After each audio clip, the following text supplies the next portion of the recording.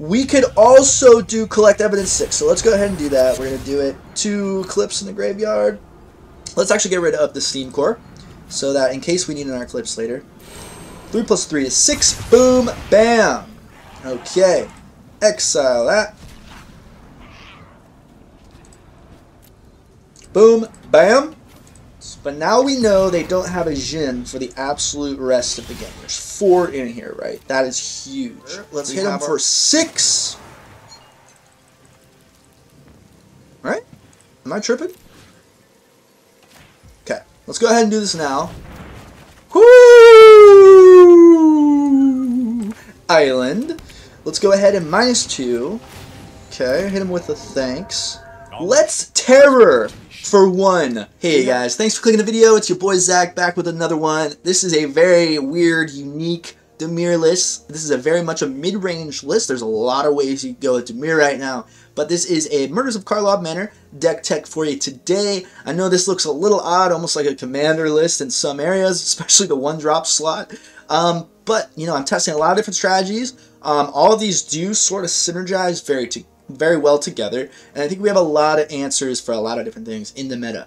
Now, you will notice we sort of have, you know, we are sort of relying on our board wipes. We have 2 Deadly Cover-Ups, 3 Malicious Eclipses. These are going to be huge, right? We do have 3 Deep-Cavern Bats. This is single target removal, taking their most threatening removal card out of their hand usually, which can allow us to sort of just exist on the board, continue getting value with things like Malcolm, right? As we dig for some of our threats like Toxin and Hullbreaker Horror, both of which can end the game completely by themselves. We do have a Teferi Temporal Pilgrim in here, which is an absolute great card advantage card, another, you know, adding to the diversity of our threat. And a Sludge Monster as a great blue creature that can come down, and the effect is really powerful against certain decks, neutralizing their abilities. We are using 2 Barbed Servitors, guys. This is a great card, dude. Absolutely amazing. It gets Menace and Indestructible when it enters the battlefield because it is suspected. Menace can be huge because that's going to require them to dedicate 2 blockers to something that even with 2 blockers isn't going to die. And if they don't deal with it, you're just drawing cards every single turn. And when it's dealt damage, if they do want to double block it, they risk hitting you for like 6, 7, 8 damage. That's straight to the face stuff. They're not going to want to do that, guys. We have great, cool new cards like Massacre Girl in here, which does give our creatures, gives our, the ability to apply Wither to our opponent's creatures, which is really, really good, guys. Urtai Resurrected is a great removal card, also sort of a counter. You will see we do have a Spell Pierce in here. We do have a Slip Out the Back to keep some of our critical pieces alive, which is really good. Consider some card draw, putting some things in the graveyard. We have a small synergy with that. Duress, as good as it ever was. Toxin Analysis here. This is kind of interesting because it does give Death Touch and Lifelink. We do have some much small creatures that can, this could be huge being cast onto a Lord Skitterrat token, or it could be huge being cast onto our Barbed Servitor, which does have Indestructible, right? So, this is just going to be a good card. It also does help us investigate, which gives us just a little bit more card advantage than some of these other cheap 1-drops in black. Ingenious Prodigy can come down as a larger creature with Skulk that can not be blocked by creatures with greater power. It is a card draw engine as well as a way of just getting in unblockable and doing that final little bit of damage. 2 Go for the Throats find their way in here. Outrageous Robbery is a great way of ending the game. Absolutely wins us our match today, which is really cool to see. Definitely keep an eye out for that. There's also an amazing Case of the Stashed Skeleton here, which is really, really good. This, in combination with our Gix command, can allow us to get things back from our graveyard. We only have 2 cards that get stuff back from the graveyard, but it can be really, really critical. Ayara's Oathsworn, or whatever, can be a really threatening creature. It does have Menace, and it can get bigger, help us search for cards, which is really, really good. Transmogrant Crown is very overlooked. This can go very nicely onto a Deep-Cavern Bat. That's 3 lifelink in the air each turn, and if they do finally deal with the bat, or maybe our Lord Skitter token, or our Malcolm hitting for 4 damage in the air, then we at least draw a card, right? And it's only 1 black to equip it, so I think this is really, really good. Rona's in here because it actually gives us more card advantage, and it can be a trampling creature later on in the game. A little bit of a diversity of threat, but we do benefit quite nicely from a 1/3 body early in the game as well. And everything else we've sort of touched on, but it sort of works. We have 2 of the new Surveil lands. If you have some rares, I spent a couple on this, which is really, really critical. And the package just comes together very nicely. It is very weird, but I hope this inspires some newer ideas, and I hope this makes some ripples in here. Now, Malicious Eclipse is sort of the most controversial card in here. I think there are a lot of 2-drop creatures that just need to be dealt with early in the game. This does sort of conflict with some of our smaller creatures, but these have huge targets on their back. So most of the time, this can be a one-sided board wipe, right? Destroying decks like the Wedding Announcement decks or the Human decks or any sort of little small token deck going around, this is just absolutely devastating. We do have a Liliana in here too. So I know that was a lot, but you know, there's a lot of different strategies sort of melding together. I hope it does, you know, inspire you a little bit. We have 2 Restless Reefs in here. The creature land is a 4/4 shark with Death Touch. The million can be relevant if we have maybe a Gix Commander in our hand. We really want to get it back or something like that, right? So very good stuff. Guys, I'm going to be trying to do way more deck techs. I know I took like a way too long of a break, but it was very critical for me to do that. Mental health stuff, family stuff, and money stuff. So I really couldn't get my mind to focus on Magic for a little bit there, but I'm back, baby. So thank you for all the support. We have an amazing game for you today. Much love. I will see you in more Magic content videos and, of course, other games as well. So, peace, guys. Okie dokie, thanks for checking out the gameplay. We have a pretty kind of slower hand, being that we don't have too many early drops or anything, but we do have a 3-drop in here. An early Spell Pierce is never bad. Let's go ahead and keep the 7, so we got 7 rather than 6. You know what I'm saying? We do have both colors. 2 blacks is pretty important for a lot of our cards earlier in the game. Sludge Monster is a great creature that can help us end the game later on, depending on what we're against here. That's an early impulse. Goodbye. Downer card for them. No card advantage whatsoever, allowing us to gain some momentum. Okay. It's mono blue. Okay. Let's see what mono blue has for us today, baby. Okay, that's really good. Gotta go for the throw. Now let's lay our Steamcore Scholar, which is going to draw us 2 cards. We can discard an instant or sorcery, or a creature with flying. Let's get rid of one of our Malicious Eclipse, so we can keep our go for the throw. Presumably they're going to have a Jin, or whatever mono blue is playing these days. So, let's play around the Jin. Okay. A second blue would be good now, so we actually are sort of mana gerbed for the moment. Let's go ahead and just lay our black. Okay. Okay. Let's see what they're putting in here. They have 4 instants in the graveyard, a number we should consider. Let's go ahead and swing. Okay. See, sudden setback here would be really good for the Jin, but there is the Jin. Whoa, my computer screen just went black for a second, so that's always lovely. Let's see if they have a slip out the back, or something that will protect their Jin, the shore up, right? That was the other card that I was expecting. Forgot the name, though. We do have another creature with flying that we just got, so it was synergized there. Now, we can swing into this Jin and then Malicious Eclipse, which is actually what we're going to do. Pretty good turn to lay one of these. Okay. Get our 2 damage in. Boom. This would have killed our guy anyway, so that's most efficient, I would say. Hit him with thanks. That's going to draw them a lot of cards. That is a really good card. Mono blue. Flow of Knowledge, man. It's a commander card, for sure. Okay, we do have a board wipe available to us. Not having the second blue is very not ideal. We'll lay it. We could have, you know, held this to discard it.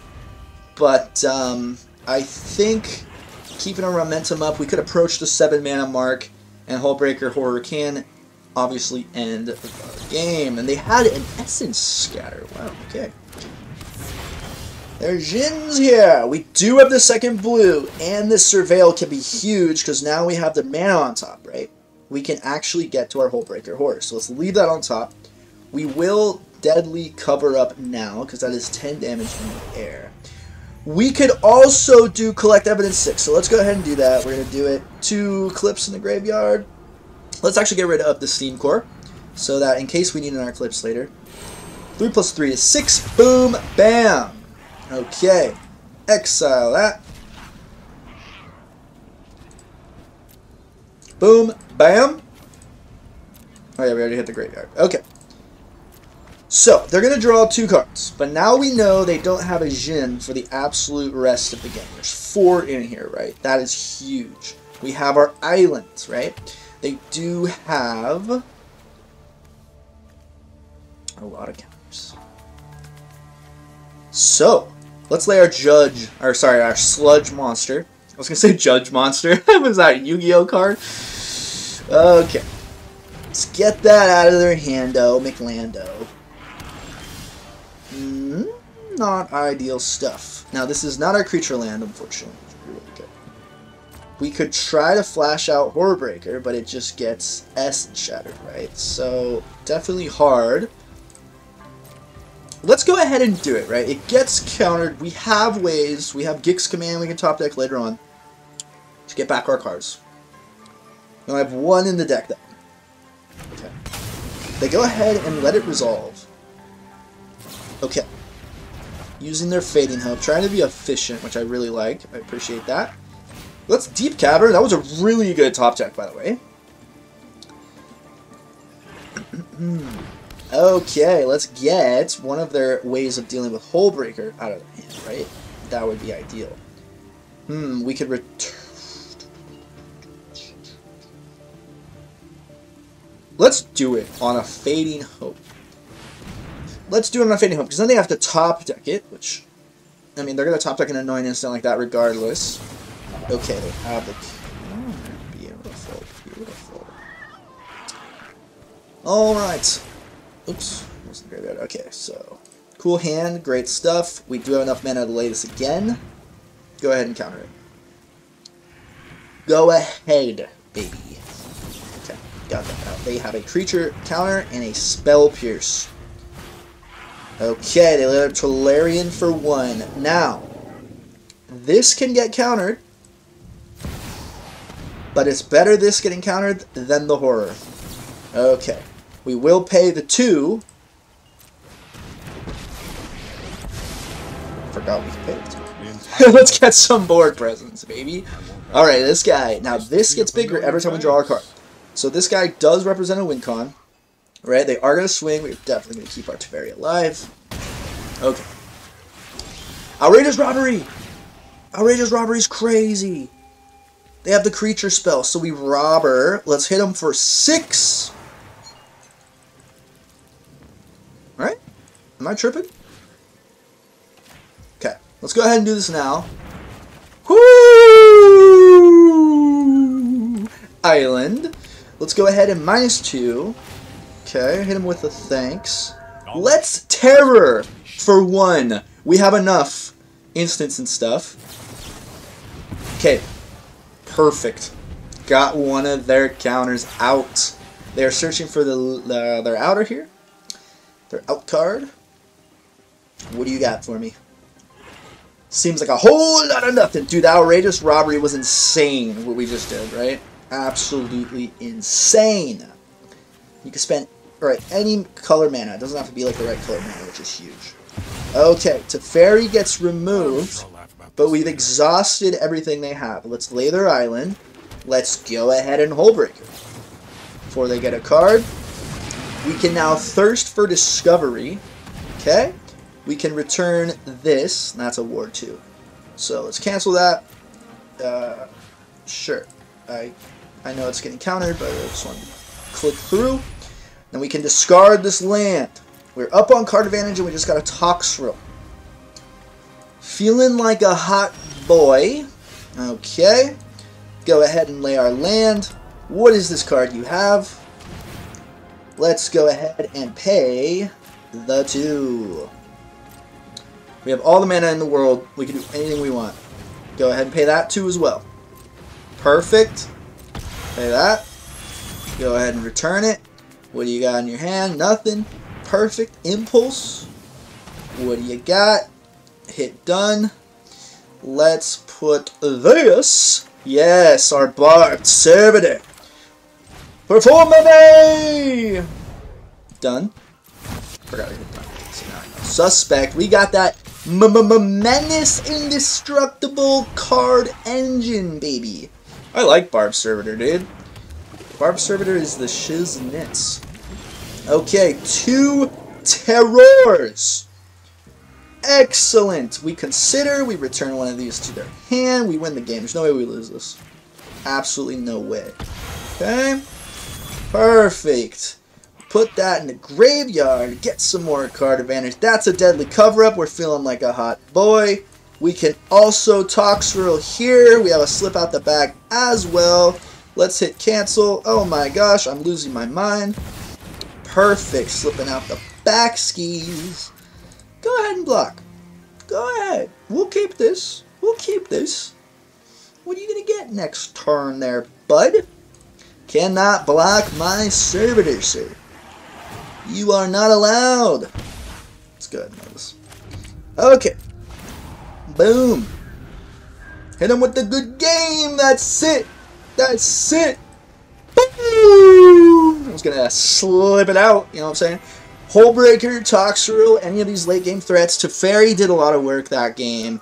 We have 2 board wipes in the deck, and we have 1 Gix command to get back some critical pieces if we really need. We have a really good, we have like Lord Skitter, we have some 3-drop mini board wipes, I like to say. A lot of interaction counters, things like that. I think it's a really good deck. It's sort of a mid-range way of building Dimir. There's a lot of different ways you can go with Dimir. I didn't have all the wild cards in the world to work with this season. So I'm going to start making some more decks now that I've sort of taken a little mental break.